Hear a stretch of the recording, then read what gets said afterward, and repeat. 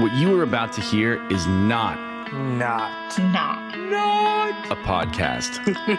This is a global conversation recorded live in real time with real people. Journalists, business leaders, academics, politicians. I think the terms deep state, oh dear. investors, Experts, diplomats. citizens. Coming together from around the world to share their views and ask our guests the questions. If you would like to join this conversation or hear our incredible library of past conversations, please visit our website, pm101.club, and join the fastest growing conscious community on the free internet. Thanks for being here. Enjoy the Enjoy the show. Hey everyone, welcome back to Politics and Media 101. I'm Jeff Browning, and in recent months, my friend Justin Higgins and I and our friends have convened hundreds of live conversations, sometimes more than once per day, with up to 30,000 live listeners and participants. We're just now starting to release recorded portions of these conversations for the first time, and we're grateful to you for joining us. Today, we're very excited to release part of a conversation, interview, and audience Q&A we had with Senator Mark Warner from the U.S. state of Virginia. If you follow U.S. news, you know that parties in Congress sometimes have difficulty working with each other, but they're trying to put together a bipartisan bill right now that would fix roads, bridges, ports, internet, and other American infrastructure. On the day we talked to Senator Warner, he had literally been locked in a room with a group of other senators, Republicans and Democrats, trying to figure out details and come to an agreement. We also talked about the senator's efforts to expand broadband internet. A lot of people in the U.S. still today don't have access, about cybersecurity, the recent attacks on America's gas and food supplies, about how and whether the government should pay for this infrastructure bill, or whether assets like roads and bridges should be sold to private companies, and about the filibuster, or cloture rule, which requires 60 senators to agree in order to get most things done, and is a bar the Senate itself often struggles to meet. It was a great conversation. As always, our audience had great questions. Our friend, Vice News Chief Political Correspondent Elizabeth Landers stopped by and asked some questions, which was awesome, and we hope you will enjoy it. If you like or dislike what you hear, if you want to hear more episodes, if you want to find information about how to join us live almost every day of the week, either to listen in or ask an upcoming guest a question, please visit our website, pm101.club, where you can find all of that and more. Without any further ado, let's roll the tape. Senator, infrastructure talks have been one of the most covered issues in the Biden administration. I think we were talking earlier before you got in here. It might be the largest and most influential bipartisan piece of legislation to pass in 2 decades. If you can, help your colleagues see the way through this. We've seen really some contentious words from, parties on both sides. In the Senate, but also in the House. You're working with members in the Senate, and you are taking part in these bipartisan talks. So juxtaposed on one side, we have these acrimonious words. On the other side, we have pictures of you, your staff, bringing in food into these, talks that are happening at a very high level. Like you said, 10 senators, 30 staff. Can you walk us through what a glimpse into that room is? And then maybe tell us a story or two that we haven't seen in the media about a Republican that's been particularly helpful in these negotiations. Well, Justin, thanks. And thanks to you and Liz. And I'm glad we're doing this. Well, first of all, let's kind of, like, as you said, set the stage. And, we've been talking about infrastructure and the needs to improve our infrastructure, since I've been in politics. I mean, we've really not, the last time this country really, took on infrastructure in a major way, you could argue it was when, Eisenhower built the interstate system, or, back in the 70s when there were a lot of efforts to kind of upgrade quality airports. But we've kind of been riding on our laurels for a long time. And America went from probably having the best roads, rail, airports in the world to kind of, in many places, you go into an airport in many parts of America, it feels like it's third world. Or you travel on a lot of roads that are, frankly, not in great condition.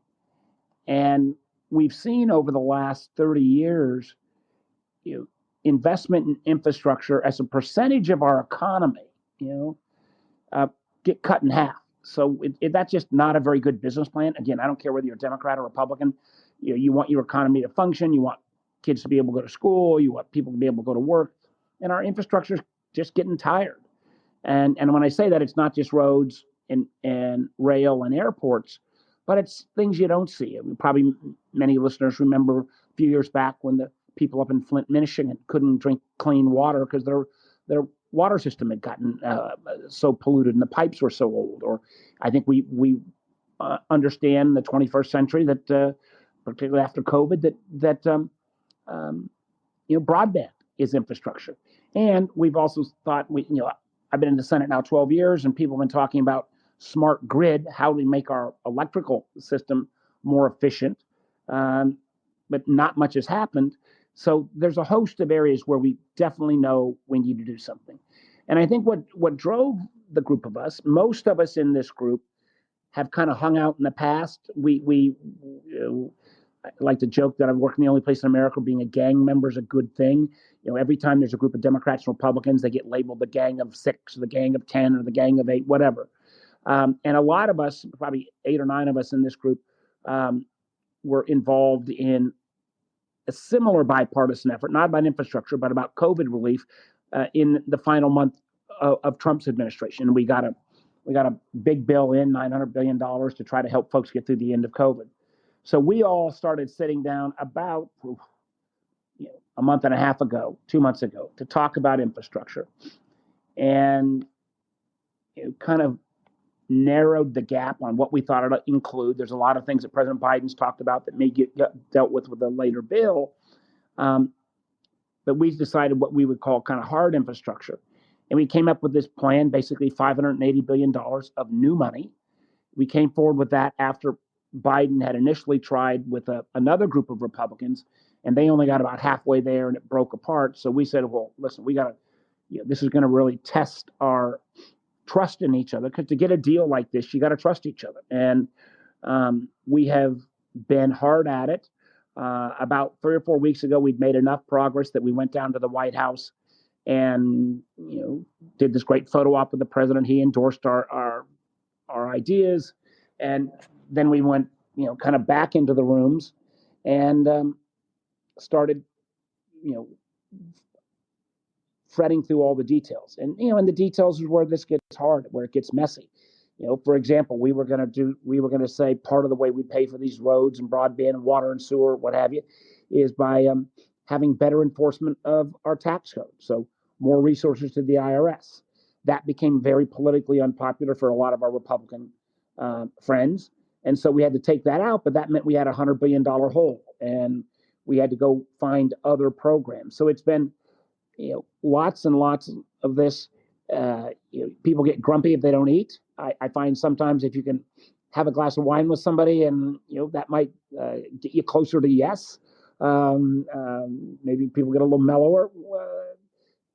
So it's, this is again a group that trusts each other, knows each other. I guess in terms of an example of one of our Republican friends, everybody brings a different skill to this. I mean, Rob Portman is really good with the numbers. Bill Cassidy from Louisiana is, has always got kind of an interesting set of ideas, often really creative. That thinking about things. He's a doctor from his normal profession as opposed to a politician, and so I think he always comes with creative ideas. Lisa Murkowski is always reminding us about, she's the senator from Alaska, about rural needs and needs of Native people across our country. So folks bring different skills to the table. At some point after our agreement with the president, we also realized we need to bring the White House into this, because end of the day, for us to get all the Democrats, President Biden has to endorse it, and that's been an interesting activity as well. The White House negotiating team has included Steve Ricchetti, who's the counselor to the president, Brian Deese, who's the head of the NEC, the National Economics Council, and Louisa Terrell is the chief legislative person. So they've been brought into this as well. And and a lot of times there's not every issue breaks down on a purely political basis. Again, I guess Rob comes from Ohio, another big state, but I'm kind of the other big state with Virginia.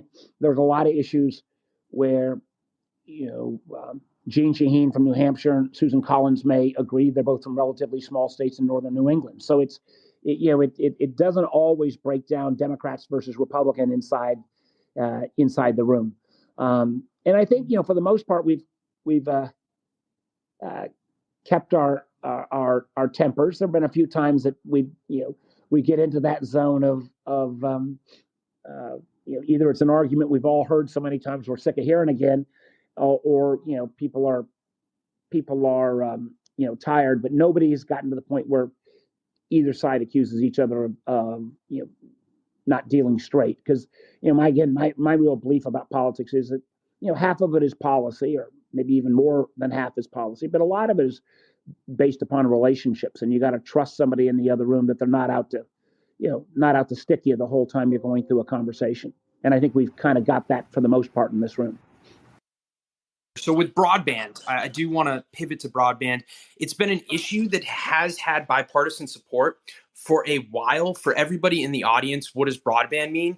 It means getting quality access to the internet to many underserved and rural communities that currently don't have it. It is one of the biggest things that we can do to drive the gap and close that gap of income and really opportunity inequality here in America. So, Senator, assuming that you have, that $60-70 billion for broadband in this bill, who will get the federal funding and what will they be directed to spend?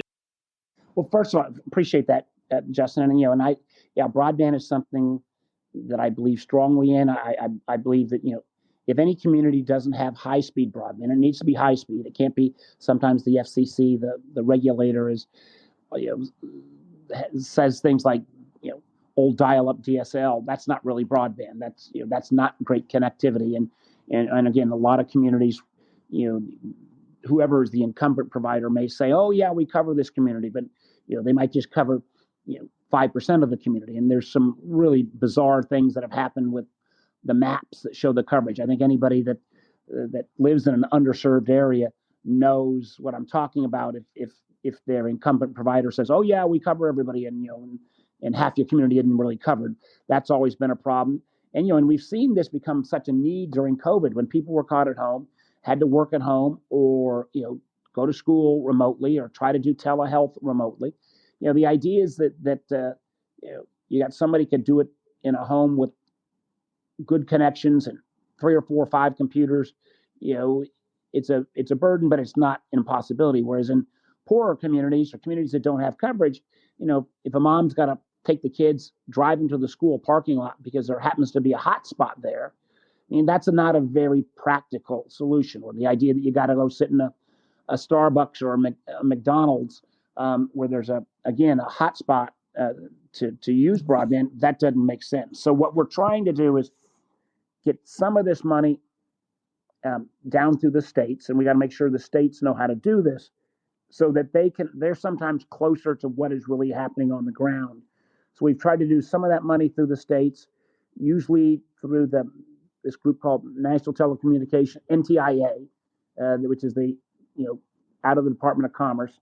They're less captured by the incumbents. Again, the big providers sometimes have been more about overbuilding rather than expanding service. So we want to make sure we're really expanding service. Then we got to deal with affordability. So it makes no sense, even if you've got broadband, if you're in an urban area or suburban area, but you can't afford 50, 60, 70 bucks a month, then it's not practical as well. So we're trying to hit on both of these, coverage and affordability. I would say this: there is no community or state should be able to say, oh gosh, we want that, but feds, you got to pick up all the cost. Because with the money that we put out in the March bill, called the American Rescue Plan, literally there was $350 billion that went to state and local governments, and most states and most local governments all across this country have got a lot of one-time money, and I can't think of a better thing to do than investing it in something that's a hard, tangible asset like broadband. And whether that's fiber to the home, whether that in the parts of Southwest Virginia in the mountains, we're actually using Elon Musk's satellite company. And then, there are certain areas where if we get enough of this spectrum out there, there could be a wireless solution. But we do need to make sure that it's high enough speed. We're looking at 100 megahertz. Maybe it's up or down. And 20 megahertz up, so that so that you can actually get your Zoom, or you can actually see a movie, or you could post your work if you have to.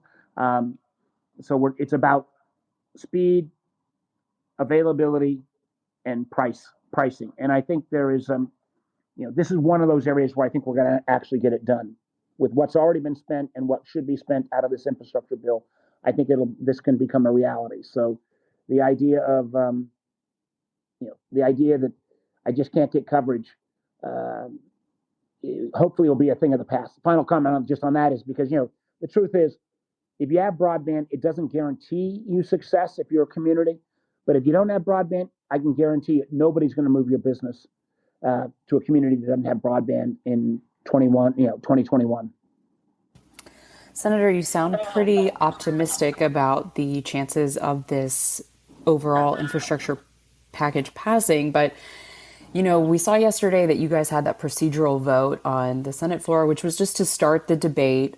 For those who maybe don't follow Senate procedure all the time, it was just to start the debate on the infrastructure bill, but that didn't pass. So I'm wondering if this package, if you guys aren't able to reach a deal, and if this package does not pass, would you support plussing up and adding more money to this reconciliation bill that Democrats might go at alone in order to get some of the infrastructure stuff into that vehicle as a potential other way to pass some of this funding? Well, Liz, let me address that, because, and again, for other listeners, this is kind of hard, tangible stuff in this infrastructure package. President Biden has also said, hey, we ought to make sure that we've got adequate child care around the country. We have preschool, that we have free community college, that people who take care of our parents, and especially at home, if you're disabled, or our parents in terms of senior care, quality care, that ought to be a good career, not just something that is minimum wage. So there's a series of objective kind of family related items. How do we make sure that families get a tax cut if they've got children, called a child tax credit? And I've been part of that negotiation too. There I've been kind of more of the moderate versus where Bernie Sanders or President Biden was, and we've come up with a number of, and this is over 10 years, so it's going to be a big number, but $3.5 trillion, but that's over 10 years. And I'm not, I think if we don't get this bipartisan infrastructure deal, it'll be a huge mistake. I think it'll be a huge mistake in terms of kind of that whole idea of senators trusting each other and working together. I think it'll be a huge mistake showing to the American public that even on something where everybody agrees we need resources, infrastructure, we couldn't get it done. And I think it reinforces this image that we sometimes have around the world that, hey, America's democracy just isn't functioning that well. So I think there's really significant reasons why to keep at this and get it done. But if for whatever reason, it didn't happen, yes, I'm open to adding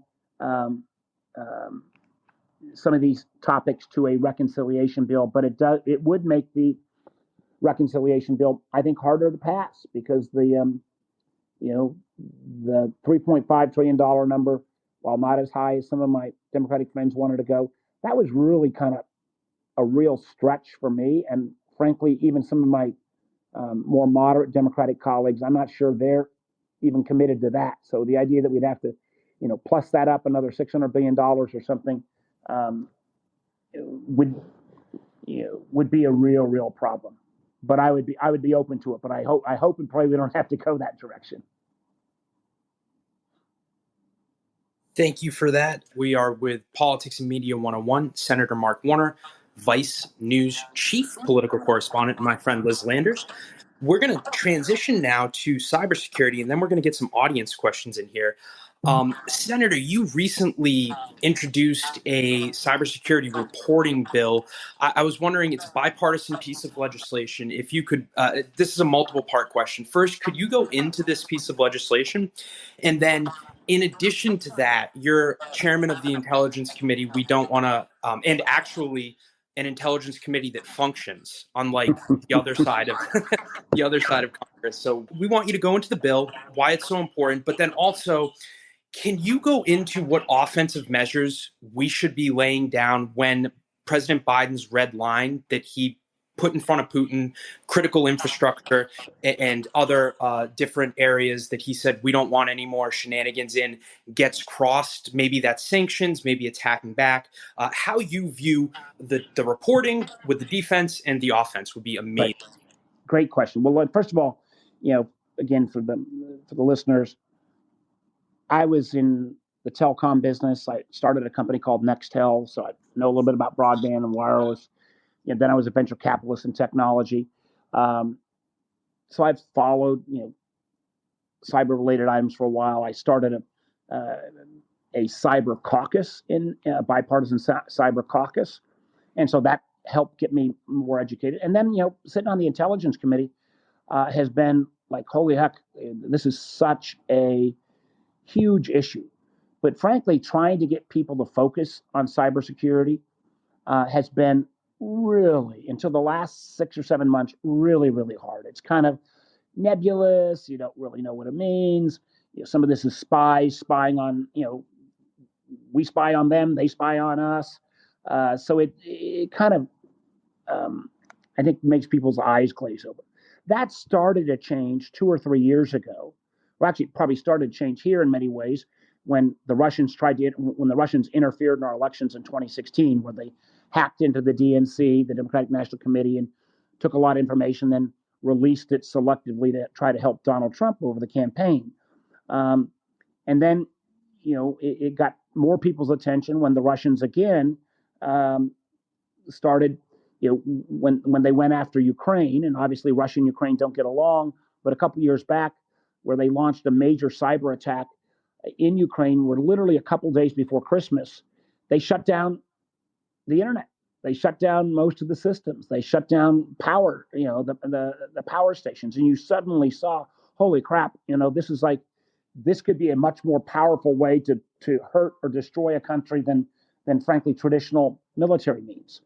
And then we started to get, again, a little more attention over the last couple of years, because we've seen countries like China. And when I mention China, my beef is with the Communist Party in China, not obviously with the Chinese people or Chinese Americans. But when we saw a country like China literally steal, our government estimates close to $500 billion a year of intellectual property on an annual basis. I mean, think about, we go out and spend all this money to build the better jet. If they can figure out a way to steal that technology, you don't have to spend that money on the R&D. So this was a growing policy issue, but but we didn't have any rules. There's no international standards. There's nothing that says if another country attacks your hospital system, that's off limits. I mean, we do say in war, you're not supposed to use chemical nerve gas, or you're not supposed to bomb somebody else's hospitals. We have none of those rules like that frankly, in the cyber domain. So fast forward to last December, when we ended up with what was called the SolarWinds hack. The SolarWinds hack was where the Russians got into software that was installed in 18,000 companies. Luckily, all they did was try to steal information from a much smaller number of those companies. But they could have, if they put that malware in, they could have gone ahead and turned all those companies off. That could have, they could have really attacked our basic underlying systems. That could have shut down our economy. And then I think it got people's more attention when the Colonial Pipeline ransomware attack took place. Again, a group out of Russia, might not have been the government this time, but cyber criminals basically said, okay, we're going to shut down all your computer systems unless you give us money, $4.4 million. Well, the company went ahead and paid the ransom, but they still had to, take their computers all offline. And if your computers go offline, that regulates, where the oil or where the gasoline flows. And, you could have had huge destructive capability. And we saw gas prices spike up and down the East Coast. Just this past week, we saw the United States, actually in conjunction with our European friends, actually call out China on a hack into Microsoft. So I think this has become a lot more real for a lot of policymakers and the American public. So I've been working with mostly folks on the Intelligence Committee, but a couple of other friends in the Senate, 15 of us, and said, what's crazy is here's this area where there are no rules. If you get somebody asking you for ransomware, or if your company gets attacked, you have no obligation to even tell the government. Like, you don't have to report it to the cops. And that makes no sense because, like in the case of SolarWinds, there were part of, we only found out about that because one of the cybersecurity companies came forward and told the government. But there were other companies that were part of those 18,000 that had known months before that something was going wrong with their software, but they never reported it. So what this cyber incident reporting bill does basically says, if you are part of critical infrastructure, or if you're a federal contractor, so not every small business, not every small retail, but if it's something like your pipelines, or if it's something like your financial system, or if it's something like important, your internet service provider, if they get hacked, you need to tell the government, not just so the government can know, because we can then, we can help with defenses, but also so that you can then tell the private sector, because a lot of the cybersecurity companies are all private. So you need this incident reporting legislation, and then, if you don't report, there's got to be a penalty. But what we also say to businesses is, if just the act of you reporting this, we'll give you some immunity on that, or we'll make sure that we keep your name confidential. Now, if you screwed up, you may still have to have some obligation to, if you're a public company, you may have violated, the Securities and Exchange Commission rules about responsible behavior. So you're not totally off the hook, but the actual act of reporting this incident to the government will give you immunity on that, and that will allow, like, mid-attack, for us to make sure we are finding out what the vulnerability was and sharing with the other country, with other companies.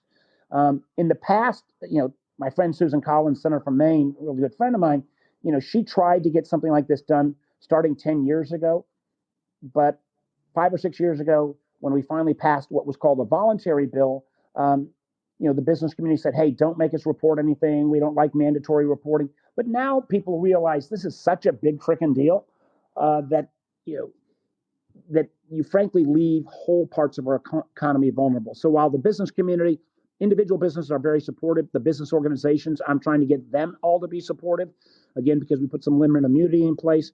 But I'm really hopeful this will be the first step, number one. Number two, and I'm going to come to the offense in a moment. Number two, we got to do this also in conjunction with our allies, because we need some level of international standards. We all know about what happened with Colonial Pipeline, or maybe people have heard of the SolarWinds attack. What maybe people didn't hear was some cyber criminals attacked the Irish healthcare system a month or two ago, and frankly, came close to shutting down the whole hospital system and medical system in Ireland. That's pretty wild. So I think we need some level of international standards that say, okay,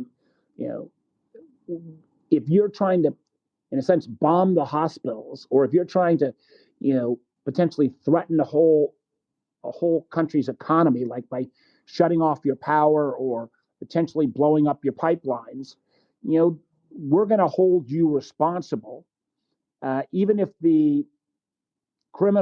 it's just criminals coming out of Russia or criminals coming out of China rather than their spy services. So I think we need this international norm, so we have what's called attribution. Then on the question of offense, one of the things we have been really reluctant. We're really good at this stuff too, but we have been very reluctant to do any kind of cyber escalation, because the truth is, we're a lot more technology dependent. I like to make the point that, if you shut down Moscow for 24 hours with no power, people will get by. You shut down New York for no power for 24 hours, you might have a financial crisis. So we have been reluctant to use our offensive capabilities in any way because of that fear of cyber escalation. So, in many ways, particularly vis-a-vis Russia and China, who are not as good as us, but they're first-tier competitors, they've been stealing our intellectual property, doing this ransomware, basically getting off scot-free.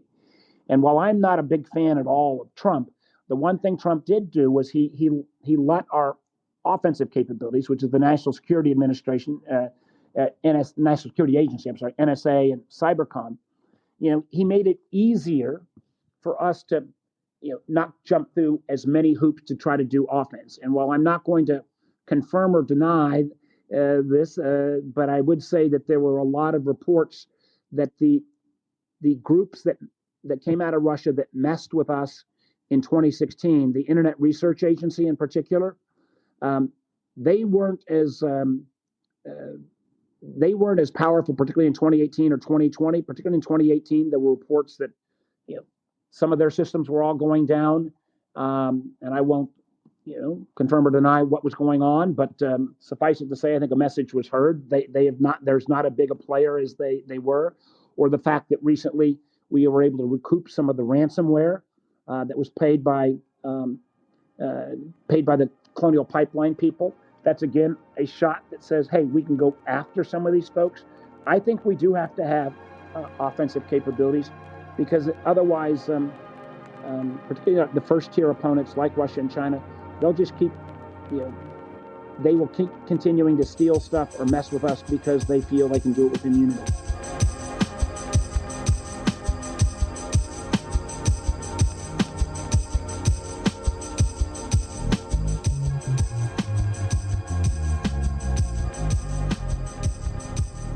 That makes me feel a lot better hearing that. I won't parse that out right now. We'll do that after.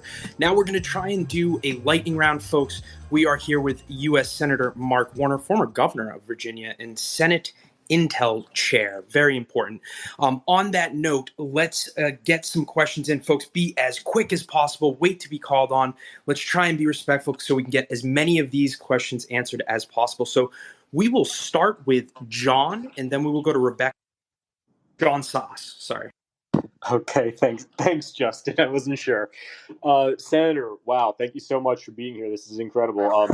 As background, I do strategy at a global infra fund, and I'm also one of those individuals that does read some of these colossal bills you guys pass. I'm incredibly interested in your infra bank concept. Would that be similar to the Infrastructure Transaction Assistance Network that was proposed in the Innovation and Competition Act? I think that's proposed to provide catalytic capital to infrastructure spending abroad, specifically in the Indo-Pacific.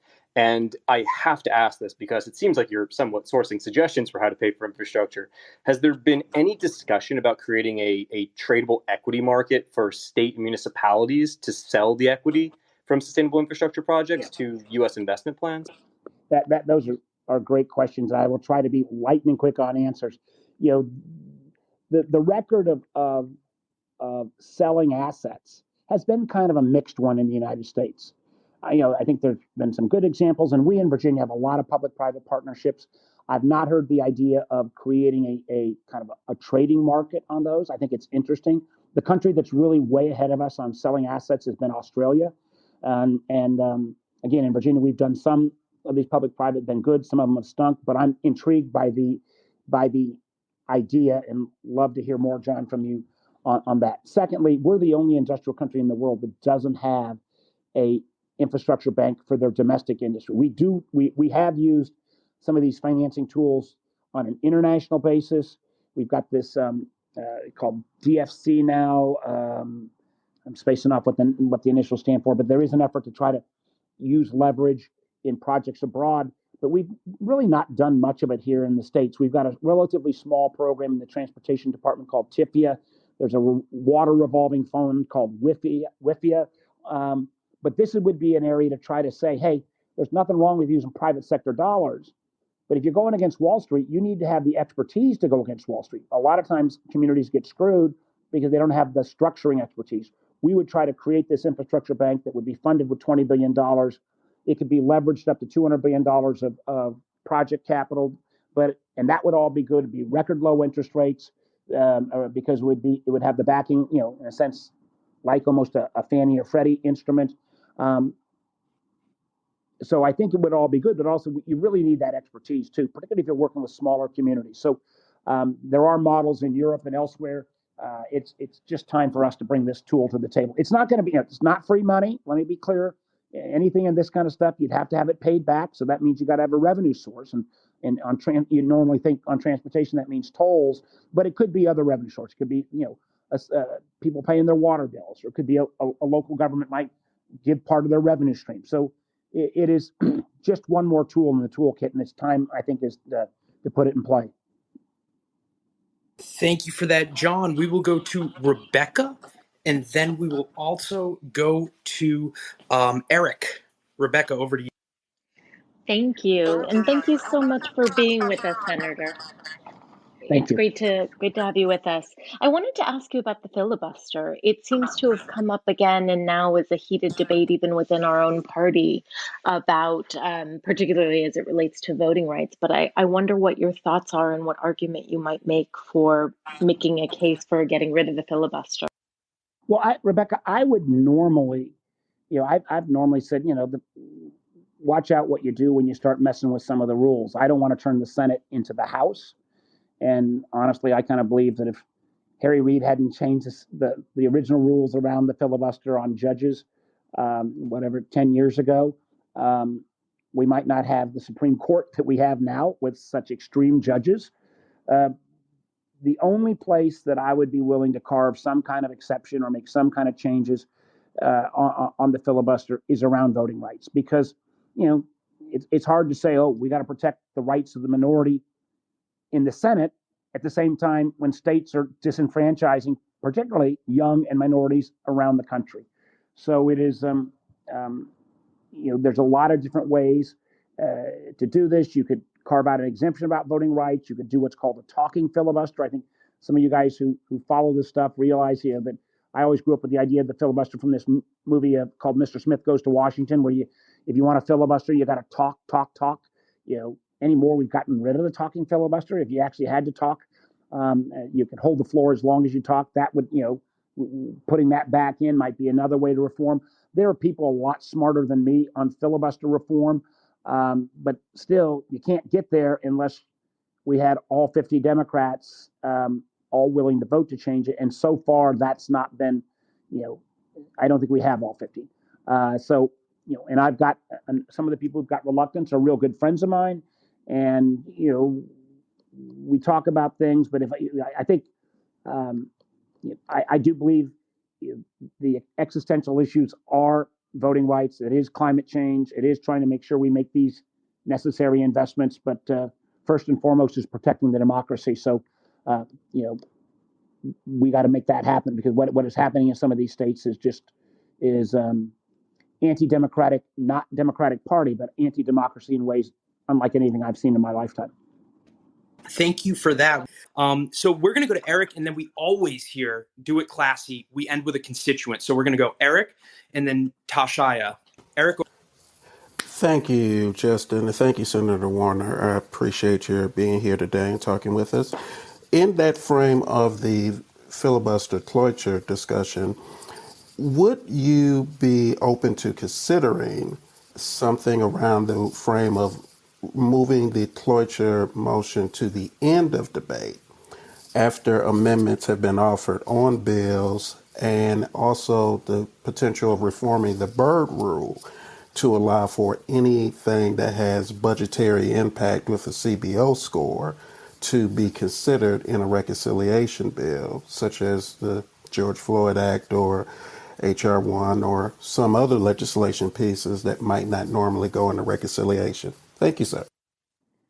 Eric, wow, you actually, your stuff, your rules. I have to tell you, I don't want to, react. I've not thought too much of that. I actually, for somebody who's been here 12 years, all this procedural stuff, I still don't fully, I can't fully follow. I know some people have said, hey, go to the Senate and learn the rules. You can kind of run the show. I never been that, I'm kind of deep on the policy, but I don't know the procedural rules. So, Eric, I'll take that under consideration, both of those ideas. and let me try to find a way to get back to you with a little more, a little more substantive answer. But I appreciate the question, and this idea of moving the filibuster to the end of cloture rather than at the beginning when you move to proceed to the bill. I think it's an interesting idea. Thank you for sir. that. Thank you for that, Eric. We are going to go to Tashaya next. It looks like you are in Hampton Roads, Virginia. Do you have a question for the esteemed senator? Yes. So my question is, are there going to be any specific regulations or requirements where the people who are bidding on it for the U.S. companies, where there's a set aside for the U.S. companies, contractors, small business contractors who we act as subcontractors, as well as in the localities where the constructions will be going on, where there will be a requirement for the businesses to hire a certain amount of local people so that way the economy here can be elevated? That is my question. Great question. Decide there will be a requirement, that's been put in a lot of infrastructure, a lot of these bills already around Buy American, and again, there's exemptions on that if the foreign product is a lot same quality, a lot cheaper, but there is at least a Buy American. There's not as much of a Buy Local component. That might be something we ought to think about, but there will be a Buy American component, number one. And in terms of hiring, there has not been that that requirement in the past. Again, that is something we've thought about. Probably would go into more of this so-called reconciliation bill, that kind of idea. I'm not sure I could get my Republican friends to go along with that, but because a lot of this will go through the kind of normal transportation programs, those normal transportation programs do have some money set aside for small businesses. They have some money set aside for women and minority contractors. I think it's really important that the people who do the work look like our country, and that means and look like Virginia. In the case of Hampton Roads, we've got a very diverse communities, and they all got to get a piece of the pie, and I think that's important. Matter of fact, it's one of the things I got in the earlier bills was a record investment in minority banks and depository institutions and what's called CDFIs, Community Development Financial Institutions, because we lost a lot of small businesses and minority businesses in COVID, and we need to get more access to capital. So there will be some of those, but I'm always interested in seeing if there's ways we can, beef some of those components up, because and I'll look more on the issue of actually the local hiring, but the small business way is some way to get at that local economy issue. You don't want a contractor coming in to Hampton Roads, especially if we did the third crossing, and only bring people, say, from Alabama or Colorado. But maybe there's even more we can do. So, Senator, that's a great question. I have to thank you. We ended with a great constituent question. Got to thank you again from the bottom of my heart. You got it, Jess. It's been great talking to you and Liz. Liz, I'll see you in the hallways again, where sometimes since I'm back in the middle of this stuff, I feel like I'm being stalked by some of the reporters. But part of the price of admission. So, and I hope everybody has a good day. I've enjoyed this session. Let's get this damn infrastructure bill done. The country needs it, and let's put some points up to show that we can still function. Thank you, guys. Thanks for joining us. Thank you. That concludes our regularly scheduled programming for today. But again, if you like or dislike what you heard, please visit our website, pm101.club, where you can find all of our episodes for free. We have almost 100 on the way. You can also find information about how to join us live almost every single day of the week, with a schedule including national journalists, members of Congress, experts, leaders, all coming here so you can hear from them directly in their own words, in their own voices, live on issues that are important to you. Again, thanks for joining us. This has been Politics and Media 101. We hope to see you and hear from you soon.